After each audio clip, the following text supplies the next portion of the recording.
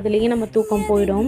பேபிக்கு breast feet பண்ணும்போது கூட ஒரே சைடாக படுத்துட்டு பிரஸ்ட் ஃபீட் பண்ணுவோம். பேபிக்கு கம்ஃபர்ட்டாக இருக்குது அப்படின்னு தான் பார்ப்போம். நம்மளோட கம்ஃபர்டபுள் பற்றி நம்ம யோசிக்கவே மாட்டோம். இதெல்லாம் பார்த்துட்டு 10 o'clock எழுந்தால் மட்டும் உடனே எழுந்துக்கவும் முடியாது. அந்த அளவுக்கு ஒரு பேக் பெயின் இருக்கும். உடம்புல சொல்ல முடியாத அளவுக்கு வலி இருக்கும். ஆனால் ஈஸியாக பொண்ணுங்களுக்கு ஒரு இது சொல்லிடுவாங்க, ஏன் மகாராணி 10 மணி வரைக்கும் தூங்குனாங்க, இதுக்கு மேலேயும் பெட்டை விட்டு எழுந்து வர்றதுக்கு மேடம்க்கு மனசு இல்லையா அப்படின்னு கேட்பாங்க. இதெல்லாம் அவங்க சொல்லும்போது கோவமும் வரும், சிரிப்பும் வரும், அவங்க அறியாமையை நினச்சி.